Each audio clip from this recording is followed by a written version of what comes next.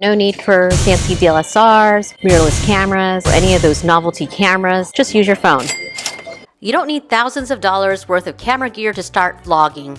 You probably already have everything you need in your pocket. A friend and fellow YouTuber told me I had to upgrade my camera after he had gotten the DJI Pocket Osmo 3 and Creator Kit. But here I am, flying to New York City with nothing but an iPhone 16 Pro, a mic, and a tripod. Let's see who's right. Welcome back to my channel. And here I am at LAX. It's 5 a.m. and I'm catching an early morning flight to New York City. I love how I don't require a lot of equipment to vlog. That's why I'm able to freely walk around LAX doing circles around this gate area before getting on my flight in 20 minutes. If you're just starting out or you're a small-time content creator like me with just a little over 1,000 subs, I want to show you that you don't need all of the fancy, expensive camera gear to get started. That's right, I'm just filming on my phone and I have my Hollyland Lark microphone. I'm gonna get back to my husband who's watching my backpack and get on the plane pretty soon. Think of it as a behind the scenes look at how I vlog and organize my files so that way you get this finished product. Let's take a moment to review what I will be taking with me to New York City. So first of all, I have my computer, my MacBook Pro, along with a wireless mouse and then the charger. The other camera I'm taking with me is my GoPro Hero 11 along with the media mod. It's my secondary camera. I like to use it if I'm doing an action shot such as running in Central Park or if I'm going to go underwater. As far as sound goes, I'll be using my Hollyland Lark M2 microphone, which I'm using right now to film this clip. I also have this little MagSafe tripod that's used on the tabletop. Who knows, maybe I'll use it for some sort of tabletop shot. And to back up my files because, you know, just in case something happens to my computer, I have my Western Digital external hard drive along with the wire. No gimbal, no other external microphones, just this. Now compare this setup to my DSLR. Yes, I get it, most people don't film on their DSLRs, they use mirrorless cameras, but this is my big fancy camera. As much as I love taking photos on it, it's super heavy. Now back to New York City, where we're headed out to Queens for a family dinner after we checked into our hotel in Manhattan. It was so easy just to stick my phone and microphone in my purse and get on the subway. No need to lug around a camera backpack. Back in Queens, we always make a trip out here for our annual family dinner because my husband grew up in Queens. Some family members may be weirded out if you take out a fancy camera and start filming. In a family dinner situation, perhaps the best thing to do would be to use your phone because maybe some family members would be weirded out if you whipped out a fancy mirrorless or if you whipped out your DJI Osmo Pocket 3, then they'd be asking, you know, what is this contraption? Whereas everybody's seen a cell phone, even like your great aunt or something like that. No weirdness, no awkward moments because, you know, family gatherings are already a little awkward to begin with. But you whip out your phone, everybody's gonna be okay. No one flinched when I took out my phone to film this massive sushi boat. In fact, they were used to me filming everything before picking up a sushi piece. You know what they say about New York City, everything moves at a faster pace except for this horse carriage. Otherwise, you're usually in a hurry to catch a bus or train. Good thing Port Authority is air conditioned because we're trying to hustle it to catch this bus to New Jersey. I can walk fast without breaking a sweat. You can't be bogged down by heavy equipment. That was a fast walk. We made it. And we made it. There's actually a line waiting for the bus. I thought we were going to miss this bus and then have to wait another 10 minutes, but we're good. What made it easy to get to the bus stop pretty quickly is that I didn't have a lot of gear on me. Like, I didn't have a heavy camera. Besides making it easier to catch public transportation, what about carrying only a phone for a speed workout? We're here in Central Park doing our annual Central Park run. Now, normally when I film me running in Central Park, I like to take the GoPro, but because today is a speed workout day, I didn't want to carry the GoPro because I felt like that was going to slow me down. So instead, I'm going to use my iPhone to film. Again, showing how the iPhone is versatile and it's still good for action shots because you can use the action mode on your iPhone, so that way it minimizes the instability. So you get sort of a gimbal effect like the GoPro. Here's a demonstration of the action mode on the iPhone camera. It's so smooth that it looks like I'm gliding instead of digging in deep for a speed interval. It's like a built-in gimbal. We're in luck. It doesn't look crowded. This should be an easy visit. The nice thing about using a phone to film is that it's discreet. This is especially helpful when visiting shops and you don't want to draw attention from the staff or security. And yes, I've been kicked out of a store once for bringing in a camera to film. We lucked out. It's not crowded today, so it was super easy for me to film on my phone. But you can imagine if you came in here when the line is out the door, how difficult it would be if you had a more complicated camera setup. They have a Totoro macaron. I love Totoro. I gotta get me one of those. And in case you're wondering, yes, they specialize in Asian fusion flavors. This is so cute, a soup dumpling. That is adorable. Oh, I love lychee. I've never seen a lychee tart this fancy. To the bakery staff, it looks natural to film a display of sweets on your phone because lots of people do so for their Instagram or TikTok, for the bakery to become viral. It's like free advertising for them and free content for yourself. Win-win. You know how they say those Labubus are hard to find? Well, guess what? I found it as a macaron.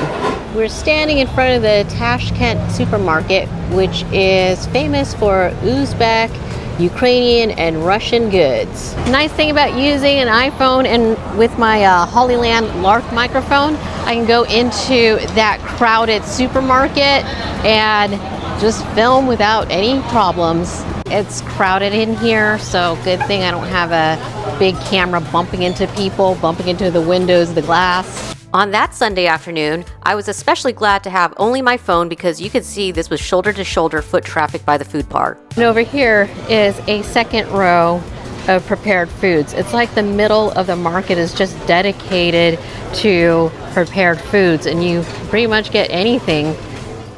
But the iPhone isn't just for bakeries and crowded grocery stores. How about a board game shop where it's quiet? It feels so nice. It's ice cold air conditioning. So the atmosphere of this board game store is that it's pretty quiet. So could you imagine if I had taken a big camera and started filming in here? I think everybody would be looking at me suspiciously. I might be asked to step out, but it's much easier to walk through the aisles with a phone, filming yourself. I'm not disturbing anybody, so everybody can go about and quietly read the back of the box to see if this is something that they would want to purchase. I can happily film away without disturbing any of the other patrons. Your phone can go to places where a bigger camera wouldn't be allowed, like a Michelin star restaurant. And here we are at Family Meal. You know, when you go dine at a Michelin restaurant, you have to take photos or videos of the food because they're like art pieces. However, you're not going to take your whole camera setup into a restaurant. No, but it's totally natural to take your phone because, of course, they expect you to take pictures and videos with your phone and put it up on social media to promote the restaurant. Whereas if you take something even as small as a DJI Pocket Osmo 3 or a GoPro, yeah, that might be a little strange. It might kill the elegant vibe of the restaurant. Also, by wearing the Hollyland Lark mic, I can continue to commentate during the meal, and I don't have to speak so loudly. So again, being inconspicuous. So here's another reason I love filming with my iPhone. I can walk into a one-star Michelin restaurant like Family Meal and no one bats an eye. I'm not pulling out a bulky camera with a shotgun mic. I'm not ruining the vibe or getting side eyes from the staff. I'm just a guest with a phone, like everyone else. They brought out a huge spread. So over here we have roasted cauliflower with anchovies. Yes, those are cauliflowers. And this bread here is special. It's called Barber bread because that's his own wheat that they mill up at the farm. So you can't get anywhere else. These are scallops and button mushrooms. Over here is avocado, squash, English peas. Yeah, I'm excited about the English peas and green peas. And this is a trout that is sourced from Virginia. And over here, that is toasted yeast. Yeah, instead of butter, we're getting toasted yeast.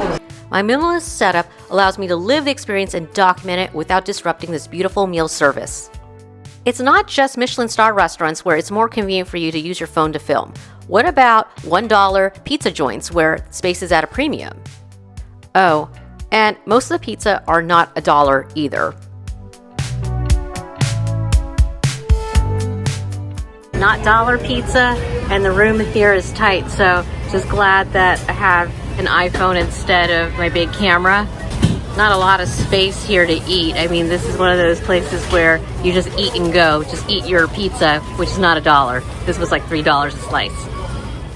Pop-up exhibits are popular in New York City, and you can't drag your big camera or other recording equipment into these spots. However, you can take your phone because they do want you to promote their enterprise. Here we are at the pop-up Hermes scavenger hunt. Yes, that Hermes is known for their over $20,000 Birkin bags. They made me check in my Birkin. Just kidding. I had a Lululemon drawstring bag. But we are allowed to take in our phones to participate in the scavenger hunt. I wasn't serious about finding all the horses printing on their merchandise, but I did get thousands of dollars worth of footage. A bigger camera setup requires a bigger bag to carry in, like a Birkin 50, and sorry, I don't have that kind of money as a small channel getting paid by AdSense dollars. At this point, a Workin fits my budget. Another underrated perk of filming with just an iPhone, I can take it to places where big cameras would never make it past security, like a Broadway theater. That's right, we're gonna see Buena Vista Social Club. I'm not saying I'm filming the show.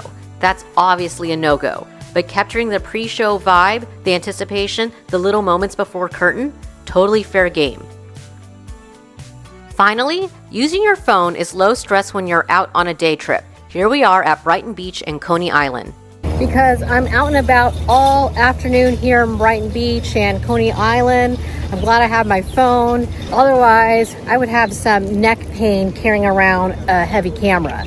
Traveling pretty light today, so just have my fanny pack, and then I also have this drawstring backpack.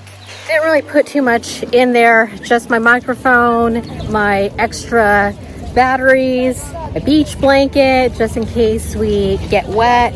In the past, when I would carry my DSLR camera to the beach, it would actually get little sand particles inside the lens and end up scratching the sensor. It did cost some money to fix the sensor. With my iPhone, not a big deal. It's pretty indestructible. Indestructible and portable, so I was able to walk into the water without worrying about dropping heavy equipment into the Atlantic Ocean. Another benefit of filming with just my iPhone, I don't have to worry about lockers if we went on a thrill ride. At places like Coney Island, everyone's scrambling to stash their bags and big cameras in lockers before getting on rides. But not if you can secure your phone inside your pocket. And let's be real, if I brought a DSLR to the boardwalk, it'd either be locked up half the time or covered in mustard from a Nathan's hot dog. I hate this part of the trip where it's time to head back to JFK to go home to Los Angeles. Let's go over what to do with all the footage captured on my iPhone 16 Pro. Turns out my flight is delayed by half an hour, which is fine. I'm going to take the time to transfer the photos and videos from today's excursion onto my computer. And I'm also going to back it up onto my hard drive just in case my computer crashes between JFK and LAX. A little strange that I'm paranoid that my computer will break down between New York and LA. Every night before I went to bed, I would transfer the files from my phone to my MacBook Pro using AirDrop. In order to keep the files organized, I labeled them by date and a short description of what we did that day. It takes a while to transfer all my files over to my hard drive. At least I know my video files will be safe. But most importantly, I'm eliminating the friction from starting a video project. When you return from a trip, you're tired. You naturally don't want to start on any big projects. By taking 10 minutes each night to transfer my files from my phone to my computer and then backing them up on a hard drive, I don't waste time later on downloading them from the iCloud or trying to organize them according to what topic my vlog is going to be. I can hit the ground running with video editing when I get back home to Los Angeles. I hope this vlog inspires you to film using your phone. No need for fancy DSLRs, mirrorless cameras, or any of those novelty cameras.